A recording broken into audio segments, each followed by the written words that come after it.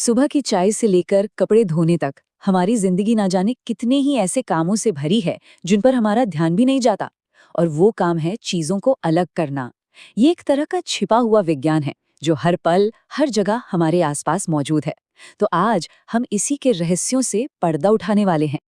जरा सोचिए, सुबह की चाय की पत्तियों को छानने से लेकर दूध से मक्खन निकालने की जो सदियों पुरानी कला है, हम लगातार कुछ न कुछ अलग करते ही रहते हैं।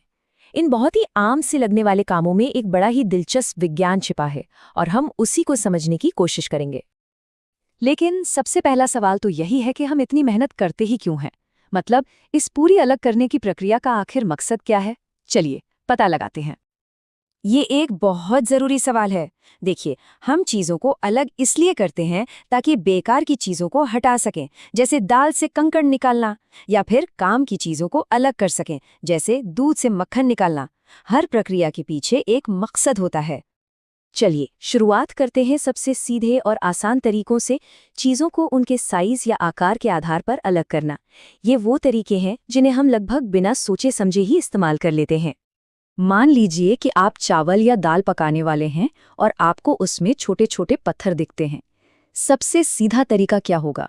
बिल्कुल सही, उन्हें बस हाथ से चुनकर बाहर निकाल देना। इसी आसान सी प्रक्रिया को तकनीकी भाषा में हस्तचयन कहते हैं। ये तब बहुत काम आता है जब गंदगी बहुत ज़्यादा न हो और इतनी बड़ी हो कि उसे आसानी से पहचान कर उठाया जा सके। यहीं पर हाथ से चुनने की सीमा आ जाती है। जब समस्या का पैमाना बदलता है तो हमें एक अलग तरीके की जरूरत पड़ती है। तो ऐसी हालत में हम क्या करते हैं? अब देखिए, यहाँ दिलचस्प बात क्या है। एक ही सिद्धांत यानी चालन हमारी रसोई से लेकर बड़ी बड़ी कंस्ट्रक्शन साइट्स तक दोनों जगह काम करता है। चाहे रसोई में आटा छानना हो या कंस्ट्रक्शन साइट पर रेत, आइडिया एक ही है। इससे कहते हैं चालन। ये तरीका उन चीज़ों को अलग करने के लिए इस्तेमाल होता है जिनके कणों के आकार में अंतर हो। छोटे कण जाली से निकल जाते हैं जबकि बड़े कण ऊपर ही रह जाते हैं। चलिए अब कुछ और स्मार्ट तरीके देखते हैं। क्या हो अगर हम ये काम करने के लिए कुदरत की ताकतों का ही इस्तेमाल करें, जैसे कि हवा या गुरुत्वाकर्षण। भारी अनाज से हल्की भूसी को कैसे अलग किया जाए? यहाँ पर उपाय बहुत ही शानदार और सरल है। हवा का इस्तेमाल करो। किसान मिश्रण को थोड़ी ऊंचाई से गिराते हैं और हवा हल्की भूसी को उड़ाकर दूर ले जाती है। इस विधि को निष्पावन कहा जाता है। ये पूरी तरह से इस बात पर निर्भर करता है कि हवा मिश्रण के भारी और हल्के हिस्सों को अलग अलग दूरी पर गिराती है, और ये तरीका बहुत असरदार है। अच्छा, अब एक और समस्या लेते हैं। पानी में मिट्टी जैसी अघुलनशील चीजें। यहाँ पर समाधान का पहला कदम है बस इंतजार करना, गुरुत्वाकर्षण को अपना काम करने देना। समय के साथ भारी कण अपने आप नीचे बैठ जाते हैं। ये असल में एक दो भाग वाली प्रक्रिया है। पहले होता है अवसाधन, जहां भारी कण नीचे बैठ जाते हैं, और फिर आता है निस्तारण, जहां हम बहुत सावधानी से ऊपर के साफ पानी को बाहर निकाल लेते हैं। खाना पकाने से पहले चावल या दाल धोते समय हम सब यही करते हैं। अब तक तो हमने चीज़ों को बस इधर उधर किया है। चलिए अब कुछ ज्यादा एडवांस तरीकों की तरफ बढ़ते हैं, जिनमें किसी पदार्थ की भौतिक अवस्था ही बदल दी जाती है, जैसे किसी तरल को गैस में बदलना। लेकिन तब क्या होगा जब कोई ठोस चीज किसी तरल में पूरी तरह घुल जाए, जैसे समुद्र के पानी में नमक? इसका समाधान उतना ही पुराना है जितना सूरज।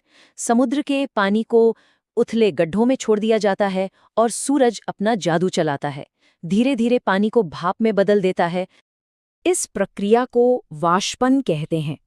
पानी भाप बनकर उड़ जाता है और पीछे सिर्फ नमक रह जाता है। कुदरत हर दिन बड़े पैमाने पर यही काम करती है। ठीक है, नमक तो हमें मिल गया, लेकिन अगर हमें वो पानी भी वापस चाहिए तो क्या?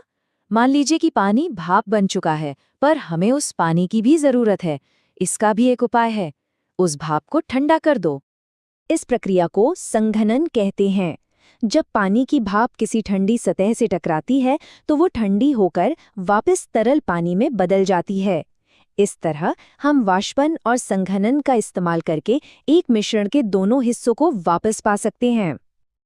अब तक हमने अलग अलग तरीकों को अकेले देखा है, लेकिन असल दुनिया में समस्याएं थोड़ी ज्यादा जटिल होती हैं और उन्हें सुलझाने के लिए हमें अक्सर इन तरीकों को मिलाना पड़ता है। आइए एक क्लासिक समस्या लेते हैं, रेत और नमक का मिश्रण। इसे कैसे अलग करेंगे? यहाँ एक मल्टी स्टेप तरीका काम आएगा। पहले पानी डालकर नमक को घोल लो, फिर निस्तारण से रेत को नमकीन पानी से अलग कर लो और आखिर में पानी को वाष्पित करके नमक हासिल कर लो। देखा कैसे हमने कई तकनीकों को एक साथ इस्तेमाल किया। इससे एक और दिलचस्प सवाल उठता है, क्या पानी में हम जितना चाहें उतना नमक घोल सकते हैं? अगर आप नमक डालते ही जाएं तो एक पॉइंट आएगा जब वो और नहीं घुलेगा, और यहीं से संतृप्ति या सैचुरेशन का कॉन्सेप्ट आता है। जब कोई तरल किसी चीज को अपनी पूरी क्षमता तक घोल लेता है तो उसे संतृप्त विलयन कहा जाता है। उस पॉइंट के बाद कोई भी अतिरिक्त पदार्थ बिना घुले नीचे बैठ जाएगा। हाँ, अगर तापमान बदल दिया जाए, जैसे पानी को गर्म कर दिया जाए, तो शायद थोड़ा और पदार्थ घोलना मुमकिन हो सकता है। और अंत में ये याद रखना बहुत ज़रूरी है कि जिन वैज्ञानिक सिद्धांतों की हमने आज बात की है, वे सदियों से इंसानी जिंदगी का हिस्सा रहे हैं। निष्पावन जैसी प्रक्रियाएं, जैसा कि इस खूबसूरत पेंटिंग में दिखाया गया है, भोजन को प्रोसेस करने और जिंदा रहने के लिए बहुत ज़रूरी थीं। ये एक शक्तिशाली रिमाइंडर है कि विज्ञान सिर्फ लैब में नहीं होता, ये हमारे इतिहास और हमारी रोजमर्रा की जिंदगी में बुना हुआ है। तो अगली बार जब आप चाय छानें तो उस छिपे हुए विज्ञान के बारे में जरूर सोचिएगा।